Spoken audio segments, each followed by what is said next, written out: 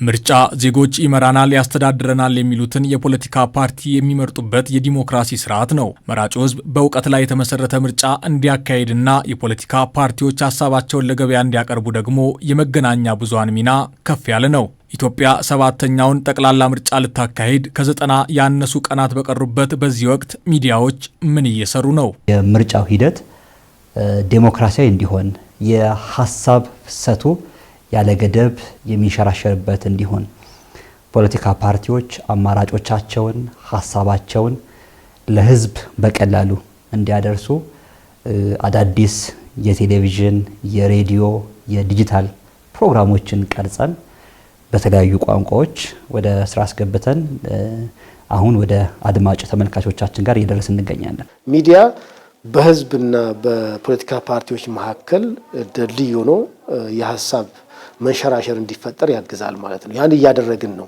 ይሄ የሚዲያዎች ኃላፊነት ነው። ኢትዮጵያ ብሮድካስቲንግ ኮርፖሬሽን ደግሞ የዚሁ አንድ አካል ስለሆነ በዚህ ልክ በደንብ ተዘጋጅቶ ስራዎችን እየሰራ ይገኛል። እንደሚታወቀው ኦቤን በ17 የሀገር ውስጥ ቋንቋ እንደዛውም በ3 የውጭ ቋንቋ ነው የሚሰራው።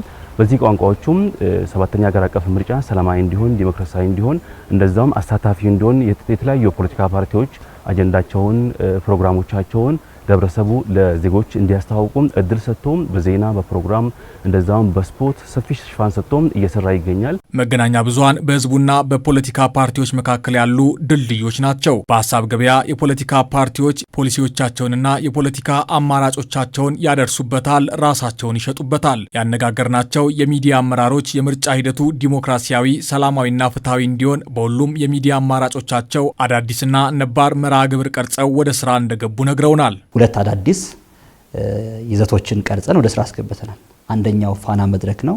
ሁለተኛው ማኒፌስቶ ነው።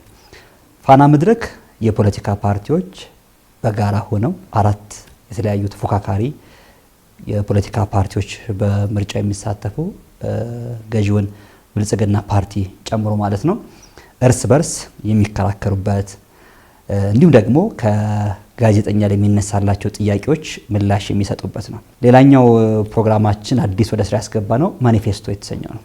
ማኒፌስቶ አንድ ጋዜጠኛና አንድ የፖለቲካ ፓርቲ ከሚወክለው ከፓርቲው ተወካይ ጋር ንግግር የሚያደርግበት ነው። ይሄ ሂደት ፓርቲዎች ማኒፌስቶአቸውን በግልጽ የሚያስተዋውቁበት ሰፊ ሰዓት ሰጥተን የምንሰራው ስራ ነው። ጋዜጠኛው ይጠይቃል፣ በመሃል ሀሳቦችን ያነሳል፣ የሀሳብ በደንብ እንዲብራራ ያደርጋል። በዚህ ሂደትም እየሰራን ያለ ነው።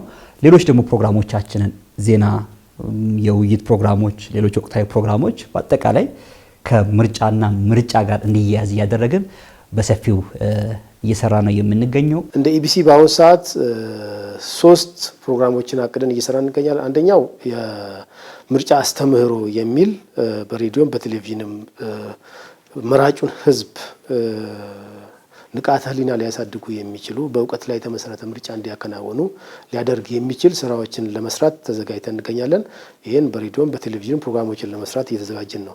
ሌላኛው እጃችሁ ከምን የሚል ፕሮግራም ቀርጸን የፖለቲካ ፓርቲዎችን አመራሮችን ስቱዲዮ እየጋበዝን በአጠቃላይ ማኒፌስቶአቸው ምን እንደሆነ በምርጫ 2018 እያደረጉት ያለው ዝግጅት ምን እንደሚመስል ከሌሎች ፖለቲካ ፓርቲዎች የሚለያቸውን ጉዳዮች የተመለከቱ ቃለ መጠይቅ እያደረግን አየር ላይ እየዋልን እንገኛለን ማለት ነው። ከዛ ውጪ ትልቁና ከሌላው ጊዜ በተለየ መልኩ እየሰራን ያለነው የፖለቲካ ፓርቲዎች ክርክር ነው።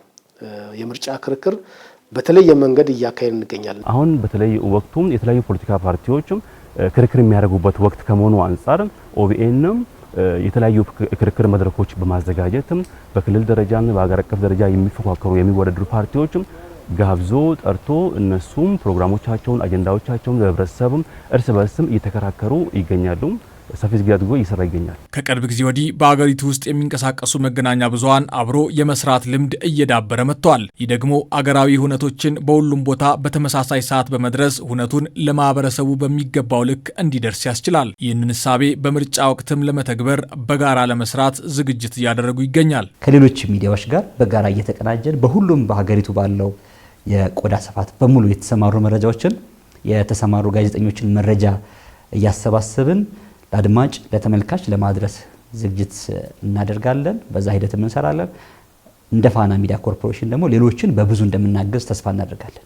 ለጋዜጠኞች ስልጠናት ተሰጥቶ ቅርብ ጊዜ ተደርጎ ይገኛል። በተለይ በእለቱ ዕለትም ሰራተኞች ወይም ጋዜጠኞች ሪፖርተሮች በተለያዩ ሀገሪቱ ክፍል ተሰማርቶ ምርጫውን የሚዘግቡ ይሆናል። በዛ ከተለያዩ ሚዲያዎች ጋር በቅንጅት የሚሰራ ይሆናል። የምርጫውን ሰላማዊነት፣ የምርጫውን ዲሞክራሲያዊነት፣ የምርጫውን ፍትሃዊነትና ነጻነት በአግባቡ ሊያሳይ የሚችለው ሚዲያው ስለሆነ የምርጫው ዕለት አይሆፕ እስካሁን እንደሰራ ነው ሁሉ በተሻለ መንገድ ተቀናይተን ተባብረን እንሰራለን ብዬ አስባለሁ። በዚህ ልክም እየተዘጋጀ ነው ኢቢሲ። ሚዲያ ማህበረሰቡ ለቀጣይ 5 ዓመታት የሚመራውን ለመምረጥ ሀሳብ የሚገዛበት ገበያ ነው። በእውቀትና በእውነት ላይ ተመስርቶ መምረጥ እንዲችል ከምንጊዜውም በላይ ሚዲያዎችን በንቃት ሊከታተል ይገባል።